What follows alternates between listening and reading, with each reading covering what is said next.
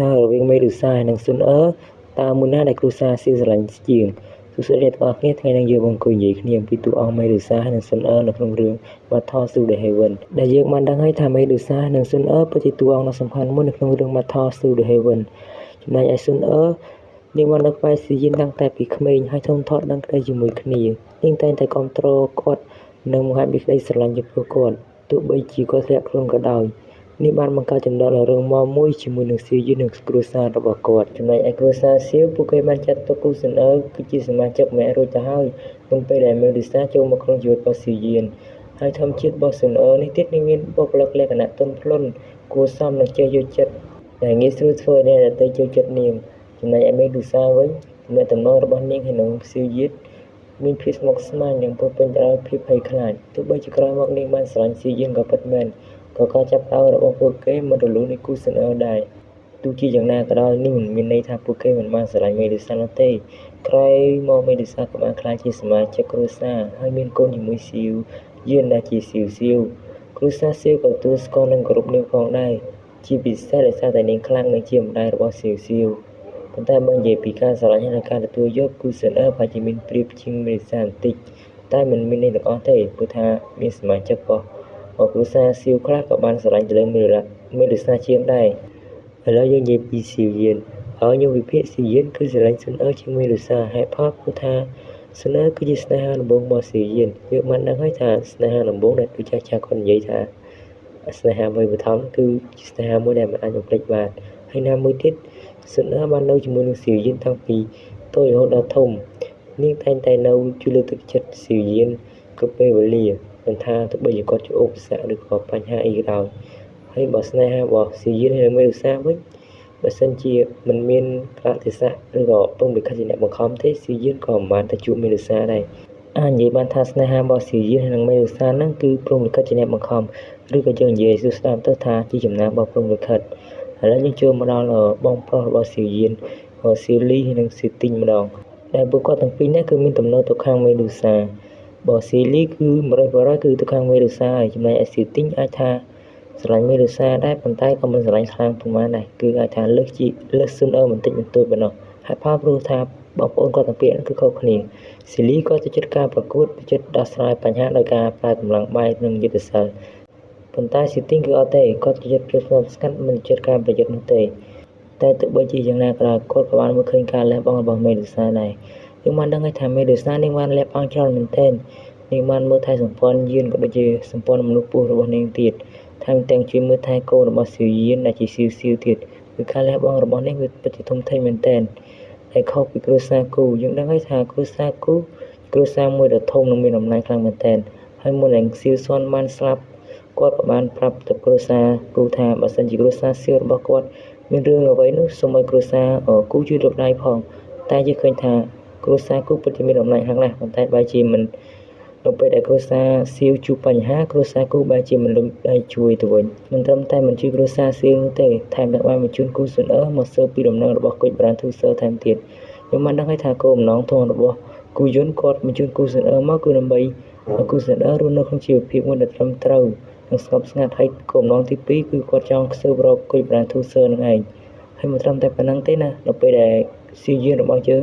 ចូលទៅដល់ទឹកគោគ្រួសារគូ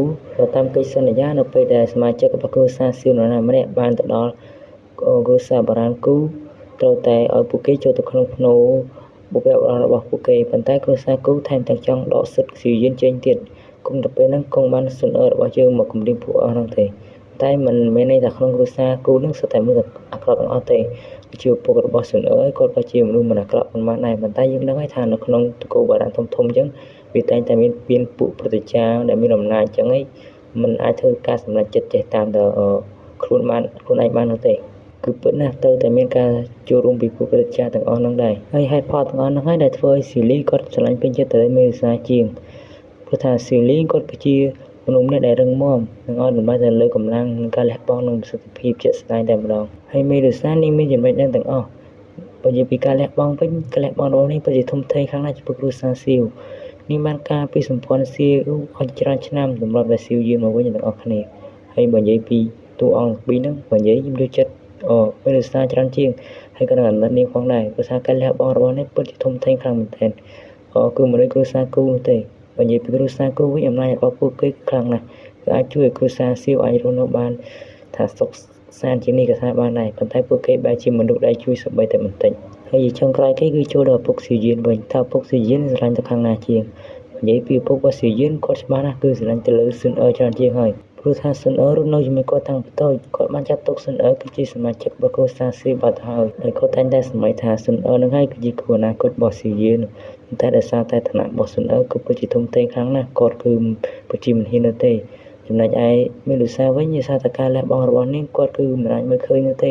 ព្រោះថានៅពេលដែលមេលូសានៅការពីសម្ព័ន្ធយានគឺគាត់ត្រូវបានពុសាប្រឹងចាប់ខ្លួនគាត់ទៅបាត់ហើយអញ្ចឹងការលះបង់របស់នាងគឺគាត់មិនបានឃើញមិនបានដឹងនោះទេព្រោះតែពេលដែលស៊ីយានរបស់យើងទៅបានជួយគាត់ពីសាប្រឹងវិញទៅគាត់អាចបានដឹងប៉ុន្តែយ៉ាងណាក៏មិនអាចពាល់ត្រូវនៅអារម្មណ៍នោះចឹងដែរគឺមនុស្សជាស៊ីទីនិងស៊ីលីឡើយអ្នកទាំងអស់គ្នាពួកគាត់គឺអាចមើលឃើញនិងពាល់ត្រូវនៅអារម្មណ៍ដែរមានឧស្សាហ៍ពិតជាខ្នះខ្នែងនឹងជួយទៅលើសម្ព័ន្ធយានហើយនឹងគ្រួសាររបស់ពួកគេមែនទែនហើយចំណុចដែលយើងអាចយកមកសិក្សារៀនសូត្របានគឺមាន3វាអាចនិយាយបានថាមានលើសនេះតែខ្ញុំសូមលើកយកមកតែ3ទេ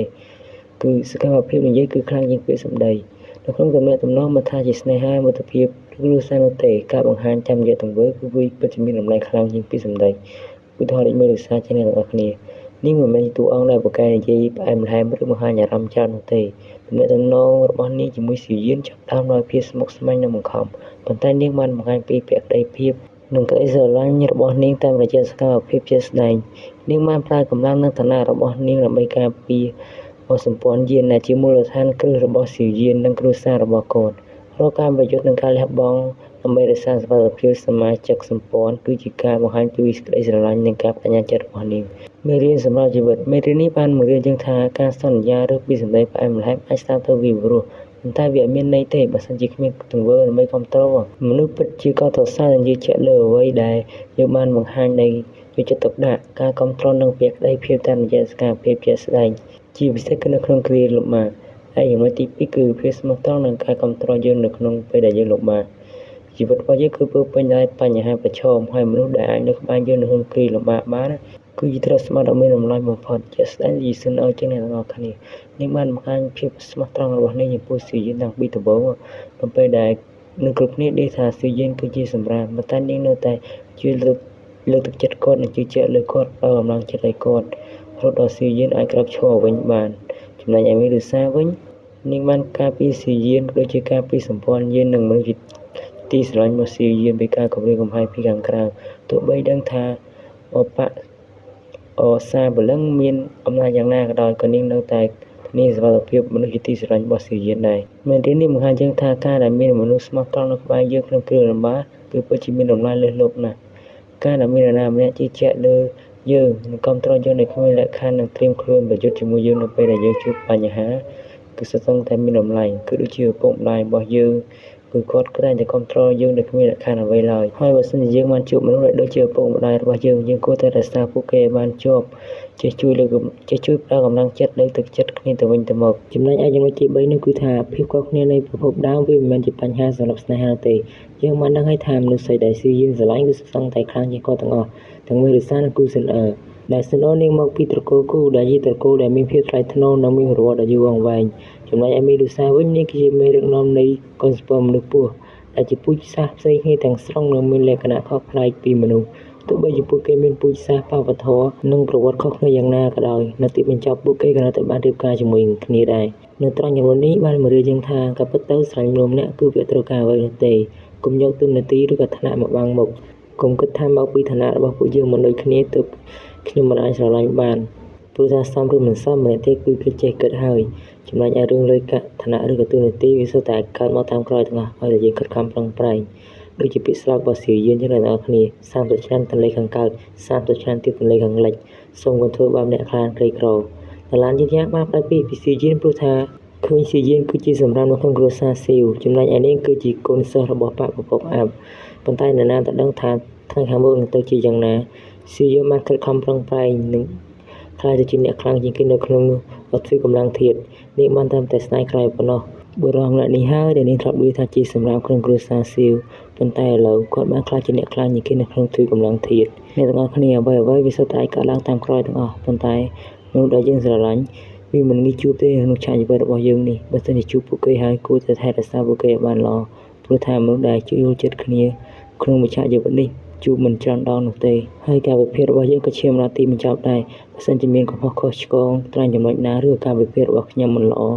សូមអ្នកទាំងអស់គ្នាមេត្តាលើកលែងអធ្យាស្រ័យផងសូមអរគុណ